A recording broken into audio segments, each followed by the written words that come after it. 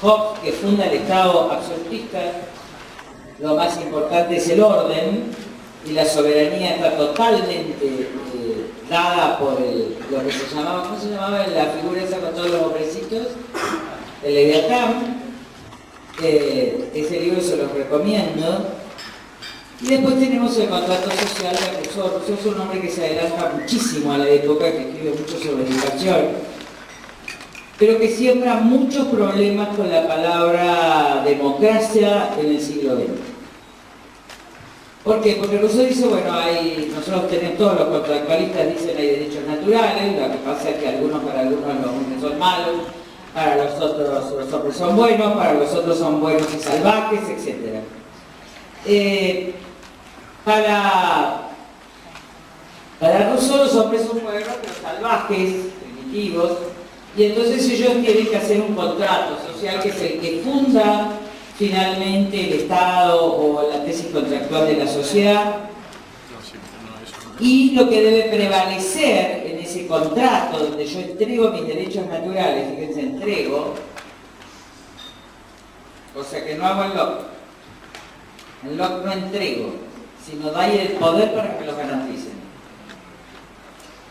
Entrego la garantía de mis derechos naturales, pero no entrego mis derechos. En cambio en Rousseau, yo entrego mis derechos naturales, no sé si estoy siendo clara porque estoy vieja, pero estoy casi dando una clase de derecho político de cuando era profesora. Entonces, entrego los derechos para que vuelvan en civiles. Ahora, ¿cómo se resuelve? Dice, bueno, ¿qué prevalece ahí? ¿Qué es lo que se busca? El interés general. Y ahí está el problema. ¿Quién decide si no hay unanimidad, cuál es el interés general? La mayoría.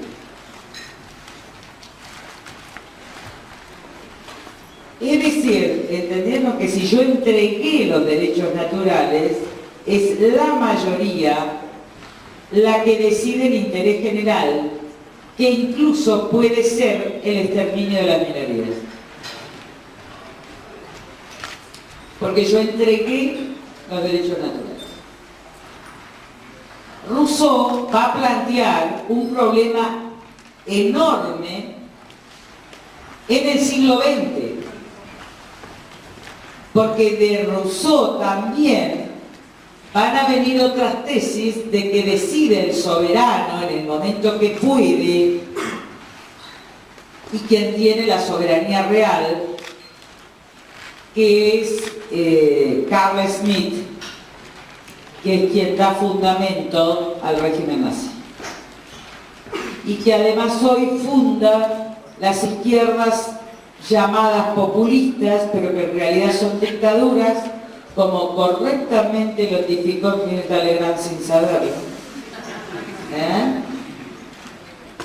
a través de la CLOP. Todos ellos se basan en el decisionismo de Carl Schmitt y en consecuencia rechazan las constituciones escritas de carácter liberal en el mejor sentido de la palabra. Yo no me avergüenzo de decir que creo en la democracia constitucional republicana liberal, porque liberal significa la tesis de Locke, que hay derechos que solo son reconocidos, pero que existen, que son derechos naturales, y que lo único que tiene el Estado es el deber de garantía de esos derechos. De modo tal que hay dos tipos de democracia, ¿vamos? Una, democracia constitucional o parlamentaria, pero democracia republicana o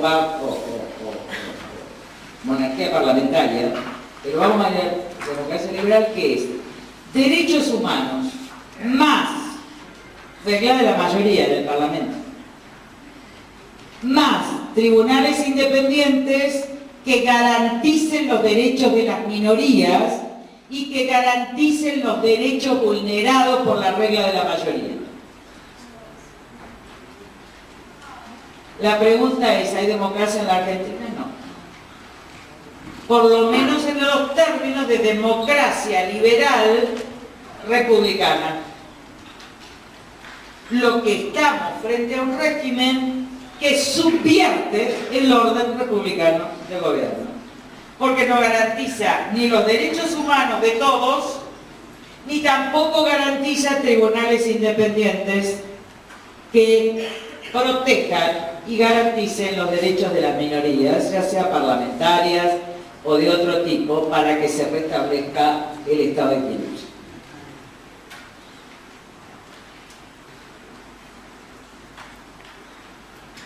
Cuando hablamos entonces de democracia, decimos, ¿cómo podemos salir y reconquistar la democracia republicana?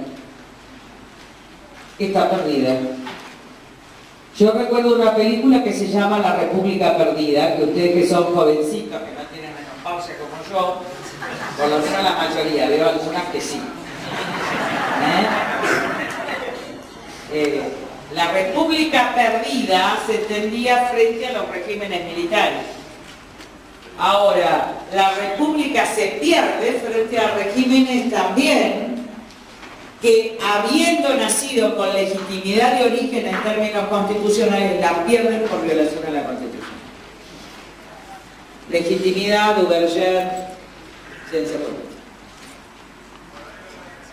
Esta es una de las categorías. Entonces, la pregunta acerca de la calidad democrática es cómo reconquistar la calidad democrática, pero hay que definirla.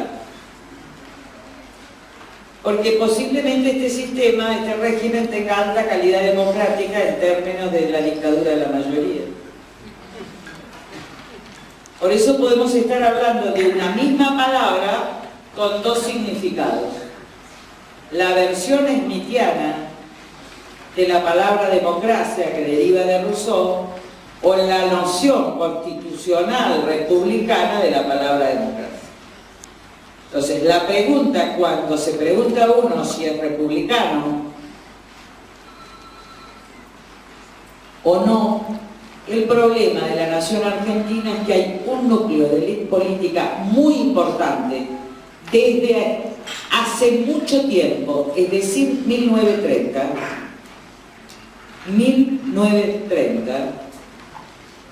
donde la cuestión fascista ingresa en la Argentina, algunos a través de su formación en Alemania, en general Uriburu, pero también muchos a través de la lectura de algunos conservadores fascistas como Maurras en Francia, porque como ustedes no crean, la teoría sobre el fascismo no nace en Alemania y no nace en Italia, nace en Francia.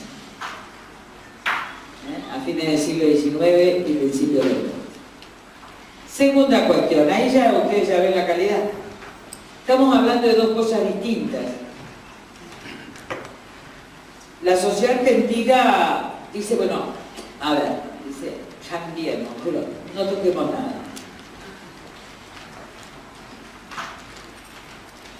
Y este es el otro problema.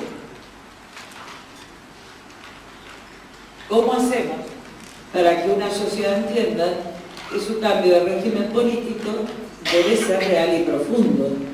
Porque si no, seguiremos viviendo en distintas alternancias o no alternancias que responden a una idea absolutamente distinta y además violatoria de los derechos humanos de las minorías. Cualquiera sean, ¿eh?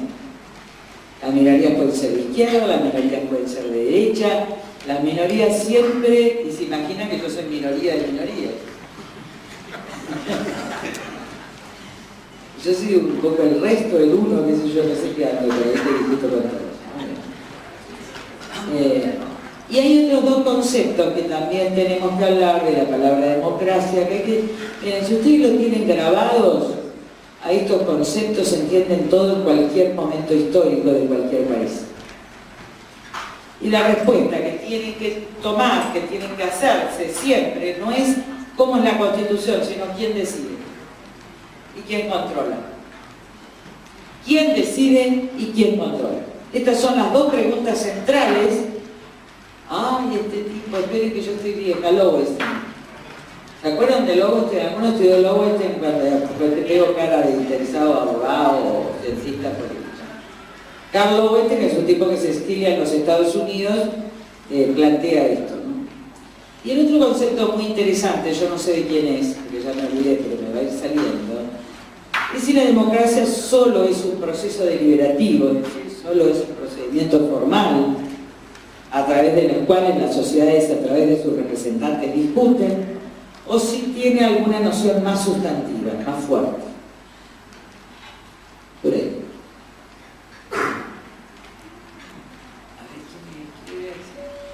Creo que estudié, pero puede estar mintiendo. ¿Está claro? Está alterando el nombre. La democracia entonces formal, como proceso deliberativo, independiente de los valores, casi una noción de la democracia que diría kelseniana, escéptica a lo ético, que no se mete en esta cuestión, y después una noción de democracia sustantiva. Yo vieron que ya me voy definiendo en cada una de las categorías para que no haya duda. Yo soy republicano. Democrática, republicana, liberal. Esto no quiere decir que uno sea neoliberal, liberal en lo económico, como se piensa, pero quien no es liberal no cree en la Constitución. Y voy a decirle una cosa a los socialistas, por ejemplo. Juan P. Justo es ejemplo de la democracia republicana liberal en el país, fundador del Partido Socialista. Yo no sé qué le ha pasado a los socialistas ahora, que no han leído ni a Juan P. Justo ni a Alicia Martínez. Pero será un problema a resolver por Wiener, no por mí.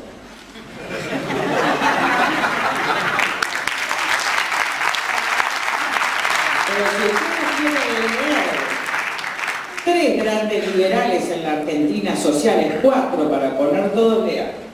Pellegrini, Alem, no lo lean Irigoyen,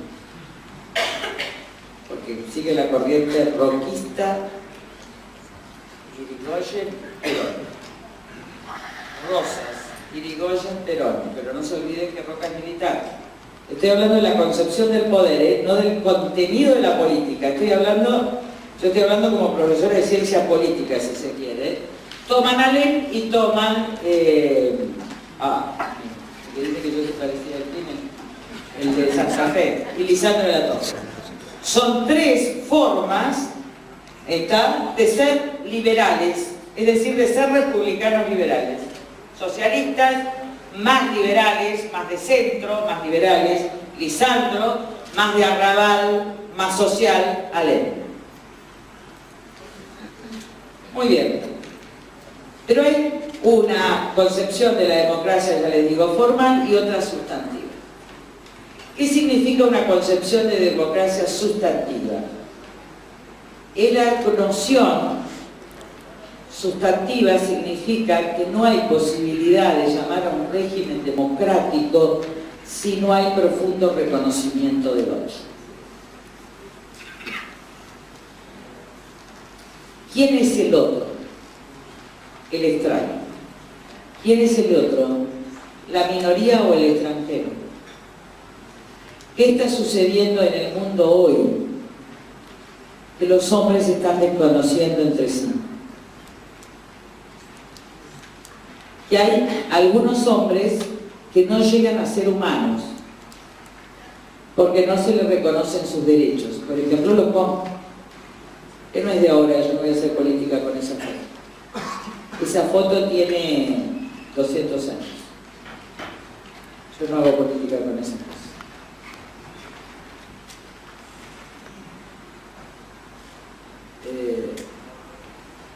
Es el sistema de esclavitud a que se sometieron a los hermanos aborígenes a través de entrar en el mercado de votos, en el mercado electoral. Y entonces son objeto de comercio electoral, acá y en todo el norte de América. Lo que pasa es que ahora se incorporaron más sujetos al comercio, al big comercio electoral. Y en el norte lo hicieron todos los partidos. Me van a matar con esto porque no quiero matar. Pero ustedes saben que yo en esto...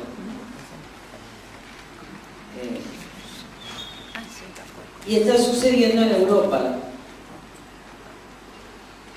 Como dijo la presidenta, que se olvida de los muertos de hambre acá y de los chicos que mueren acá, o de los chicos de 5 años, la señora está con el régimen de Irán. La señora presidenta, su alianza, y esto hay que decirlo, es con Irán y con Rusia.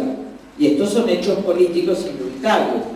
Ahora, ¿quién sostiene a al-Assad, dictador, en Siria, que está obligando a los sirios a cruzar el Mediterráneo para encontrar un lugar en Europa? ¿Quién? Putin. Está claro, en la alianza de justamente Rusia e Irán con al-Assad. En consecuencia, la señora Presidente está sosteniendo el régimen de al-Assad, que es la dictadura que hace que muchísimos sirios cristianos y ahora también musulmanes crucen el Mediterráneo. Si ella quiere recibir a los sirios expulsados de Siria, lo primero que tiene que hacer es romper su alianza estratégica con quienes apoyan a la dictadura siria, es decir, con Irán y con Rusia. Esto es geopolítica y esto es política y no puede haber engaño.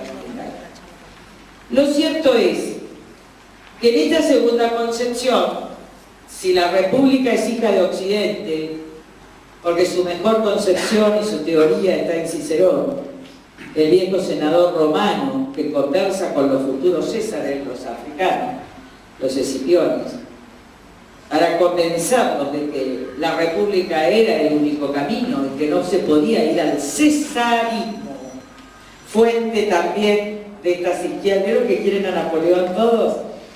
Bueno, y Napoleón quería ser César, ¿está? Entonces, en realidad, Cicerón lo que viene a explicar es esto, que la república es la única que asegura los derechos de las minorías. Por encima, cuando le pregunta, a ver cómo era... Bueno, está hablando con uno de los escipiones y el otro no se llama porque es como Sócrates, como Platón, ¿vieron? Sí, los diálogos platónicos siempre se ponen a dos entidades, dos hombres, y entonces le pregunta, y dice, ¿y cuando la decisión de es república, cosa del pueblo?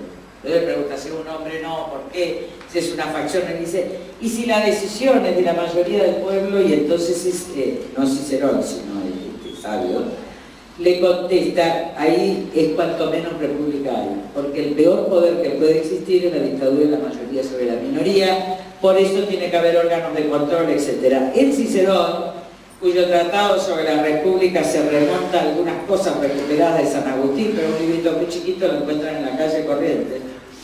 Se perdió casi todo de los tratados sobre la república, que no es Platón, ¿está? Es Cicerón, ahí está todo. Lo que el mundo está perdiendo es la república. La Argentina la perdió y la tenemos que reconquistar. El continente sudamericano la perdió y la tenemos que reconquistar, salvo algunos países, Costa Rica, Perú que está haciendo esfuerzos, Colombia, pero el resto la perdió. Ahora, la pregunta es, ¿la está perdiendo Occidente? Sí. Sí, señores. Porque el avance de la xenofobia en Europa augura fascismos. Es decir, que toda esta entrada de gente, la actitud que realmente es redentora de Alemania, de Merck, que es muy importante que esté Merck porque está, no sé si les interesa lo que hablo, pero que es muy importante porque es Europa del Este y entonces ella ha vivido ese régimen. Esa recepción es casi un acto de redención alemán, ¿no? Pero el pueblo alemán rechaza y ya hubo 2 alcaldes renunciados porque está creciendo el nazismo.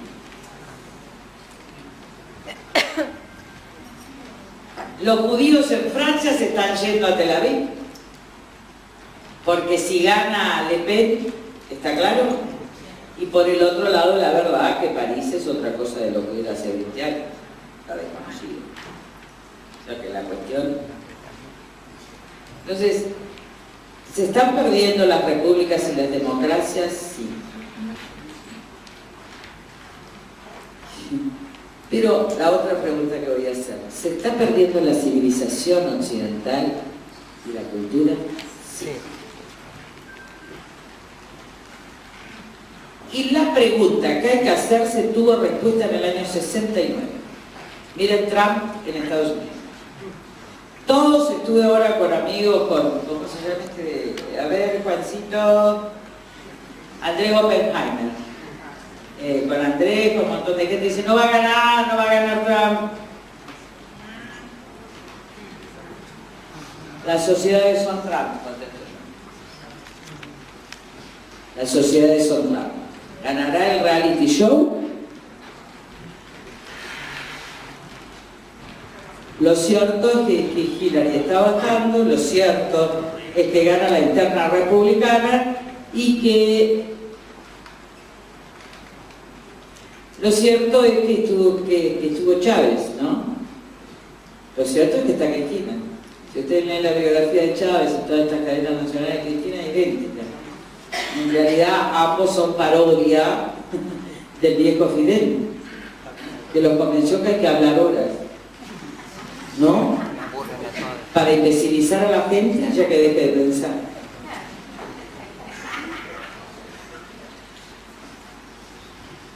Como les decía, la cuestión, por eso me gustaba hablar de este tema, que yo planteo en Humanismo y Libertad 1, en Humanismo y Libertad 2, y también en los presupuestos de un nuevo programa, de una reforma que tiene que ver con las conductas y con las acciones, y con una pelea por el humanismo y la libertad en el mundo, es decir, una cuestión estratégica de la Argentina. Van a ver cómo después yo desarmo en geopolítica, tiene que ser tener una noción conceptual clara de en qué campo se juega. Acá no se puede ser neutral. Por eso mi posición y nuestra posición en geopolítica es solo podemos hacer alianzas estratégicas con países democráticos. No podemos hacer ni alianzas transnacionales ni estratégicas con países que no respeten la democracia ni los derechos humanos. Artículo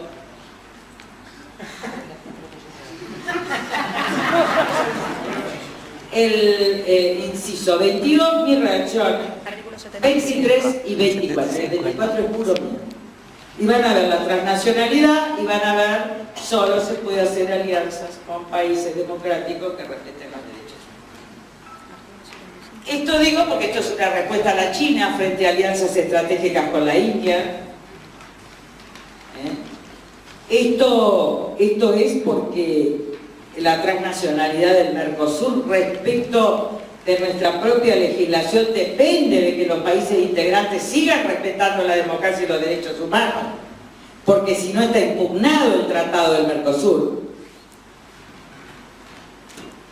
Porque no puede haber legislación transnacional que viole las condiciones del tratado del Mercosur, digo por Venezuela, digo por los problemas que pueden tener nuestros parlamentarios, y por favor chicos, expliquen a la gente. Si la gente no vota a nuestro parlamentario del Mercosur, los que van a tener mayoría de decisión van a ser los del Frente para la Victoria que tienen la alianza con Maduro. Pero viste, yo creo que la gente, el problema es que hay personas con cultura que se encaprichan con estas cosas y no se dan cuenta que es una propaganda perversa del gobierno para tener más representantes en la cuestión regional que está por encima de la ley argentina. ¿Se entiende? Bueno, ¿van a militar en las redes para hacer entender? Ay, no me gusta porque se está bravo.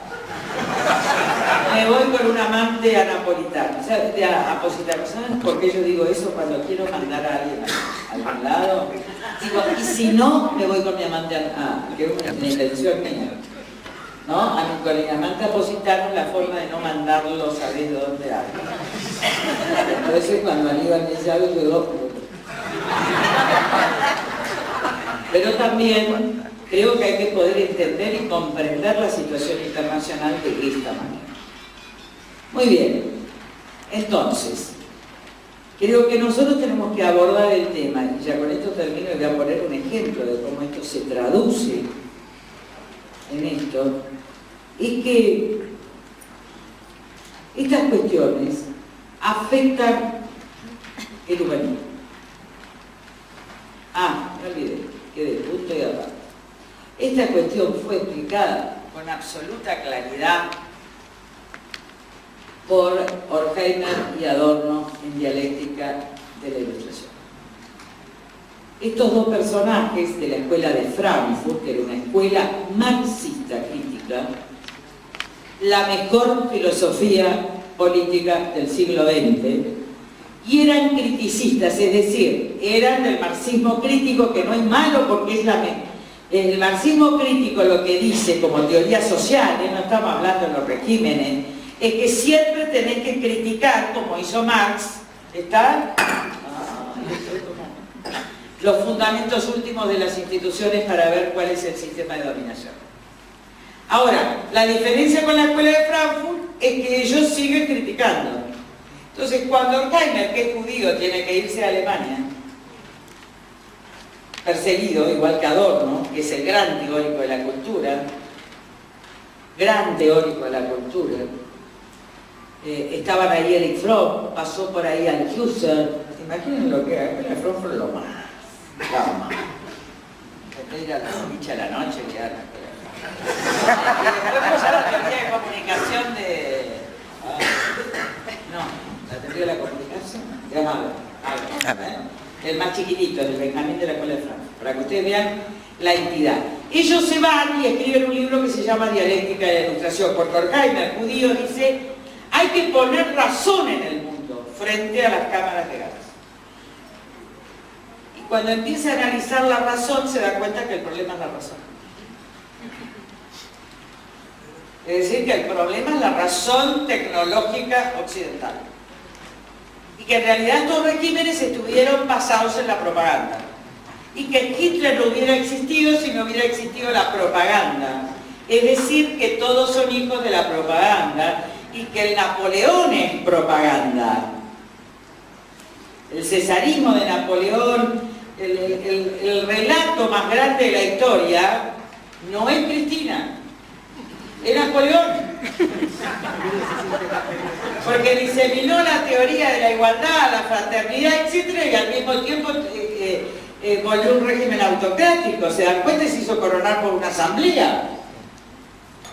Y la verdad es que los franceses tuvieron el modo de volver a la monarquía.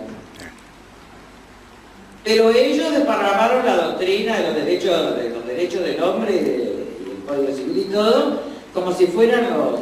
Para ver que Francia no se entiende, estuvo con el eje, fue derrotado en la Segunda Guerra y gracias a De Gaulle salió ganancioso. Entonces parece que ganó la Segunda Guerra y en realidad la ganó De Gaulle, no Francia. Francia había perdido con... Entonces, ellos vuelven a actualizar ese libro del año 1969. Es un libro que ustedes no pueden dejar de leerlo porque no se entendía antes y se entiende ahora. Es el libro de hoy. Y ahí planteo lo que yo también explico claramente en Humanismo y Libertad, que dice así. Antes la verdad se asociaba a la belleza y al bien. Entonces, básicamente el bien se asociaba a la verdad. Después la belleza se convirtió en risa. Y la risa se convirtió en burla. Y la burla se convirtió en espectáculo público. Y el espectáculo público fue fuente de entretenimiento de las sociedades y enajenación de las sociedades. Y cuando esto domina, lo que trae es la imposibilidad misma de la cultura. No hay posibilidad de cultura en el mundo del espectáculo y del entretenimiento.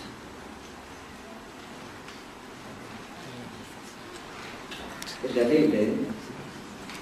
A mí, personalmente, se me ha planteado una disyuntiva. Yo tengo una formación filosófica, ética, y además de creencia, soy ecuménica, soy de cualquier templo, yo por ahí que va a mi casa y te doy el Tao, al otro día te doy la Biblia, al otro día te doy la Kabbalah, yo estoy ahí con todo, tengo todo.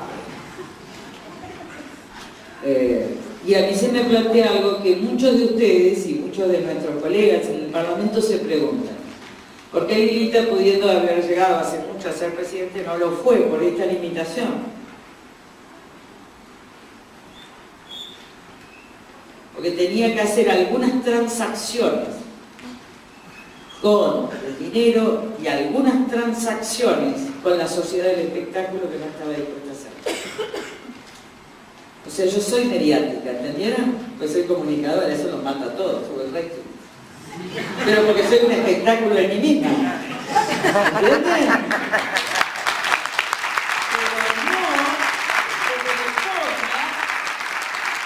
El tipo pierde, saca el 2% y está espléndida, ¿no entiendes?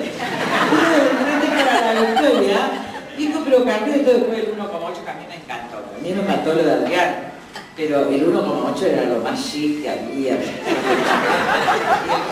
era tremendo. Y entonces, a mí me gusta eso, ese recto, toda esa historia, así son heroicas, divinas, de derrota, fenomenal. Pero hay dos transacciones que uno no puede hacer. Y la transacción más importante es no formar parte del espectáculo público. Porque te convertís en algo ambiguo y participás de la ambigüedad del otro.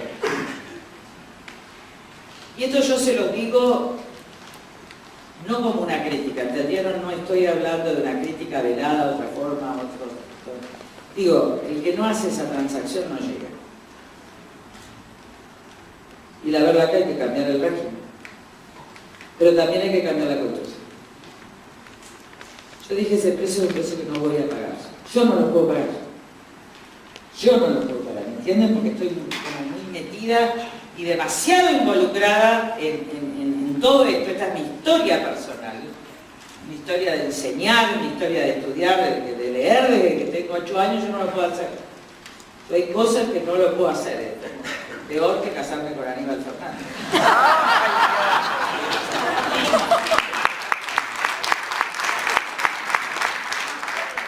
Lo que quiero decir con esto, que de esto depende la calidad democrática.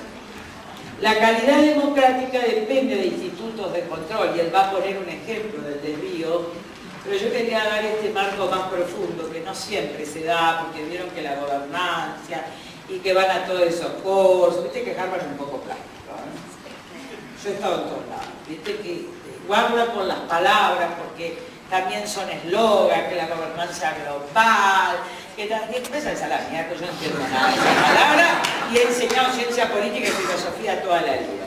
Me parece que una buena formación política de liderazgos políticos en la crisis de humanidad y de civilización es volver al humano. Yo les ofrezco eso. No me interesan los cargos, no me interesa, ustedes saben que yo estoy más allá de todo. Tuve muchos millones de votos, no tuve votos, yo ya soy. Yo sé lo que soy.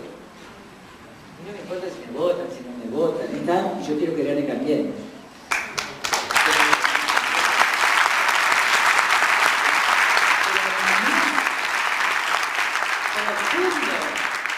El ofrecimiento es poder ser maestra de esa cultura en la que yo tengo.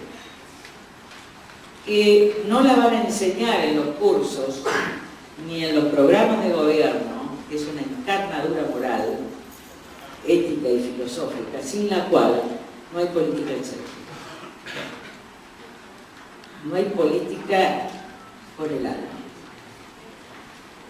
Y pueden caer ustedes, siendo jóvenes, en la política de poder. Y la verdad que el poder no da sentido. Lo que da sentido a las vidas de las personas es la libertad, es la conciencia y es el espíritu.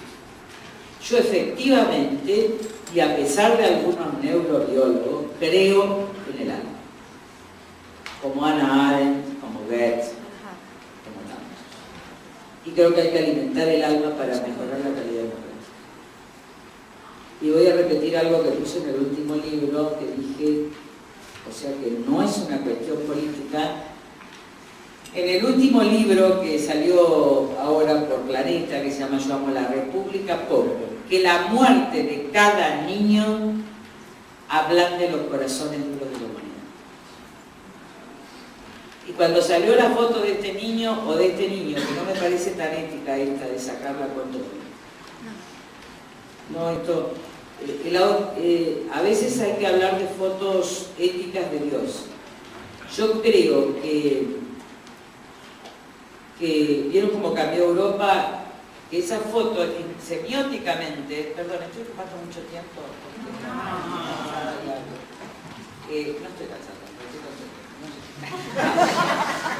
pero quiero hablar de estas cosas porque no puedo hablar en otro lado. Vamos a hacer semiótica de la imagen. La semiótica, para que ustedes entiendan, es el mundo de los significados de una situación. La semiótica de un acontecimiento, es la semiótica de esto, es el significado, etc. Bueno, sigo. Vamos a hacer semiótica de la imagen que conmovió al mundo. Y dije, esto es de Dios. Porque te fijaste y te dije, busquen. Ese chico estaba con pantaloncitos y tenía una camisita blanca. Porque acá hay una cosa muy cruel y inhumana que sucede en el mundo, que cuando muere un pobre no muere nadie. Si ese chico fuera un pobrecito de Biafra, esa foto lo causa conmoción. Y esto tiene que apelar a nuestra conciencia, porque cuando mueren, siempre he dicho que cuando la muerte de un pobre cause un doble escándalo, ese día va a haber humanismo. Y lo decía el gran poeta, no voy a hacer esto, a ver si me olvido en español, ¿no? Pero este chico no pertenecía a ninguna clase, fíjense. Podía ser el nieto de un rico, podía ser el hijo de Williams. ¿Vieron cómo está vestido? La pantaloncita, la camisita. Es decir, que podría ser el hijo del futuro rey de Inglaterra. Podría ser el hijo de Lady Di, el nieto de Lady Di, podría ser el hijo de una clase media, podría ser el hijo de una clase pobre, de este que manda a los chicos a la escuela. Ese chico era, esa foto, esa vestimenta, ese policía y ese mar, ese abandono en el gran desierto del mundo que es el mar, semióticamente no podía dejar de conmover en el sentido de que fue interpelado cada egoísta de este mundo, en el sentido, ese podría ser mi hijo, mi nieto. Y lo que escuchamos es, podría ser mi hijo, o podría ser mi nieto. ¿Vieron cómo en la cercanía vos reconocés los derechos humanos? Pero también es la muestra de la crisis final del humanismo con el que nació Occidente. Humanismo judío, humanismo griego, humanismo cristiano, humanismo liberal, humanismo socialista.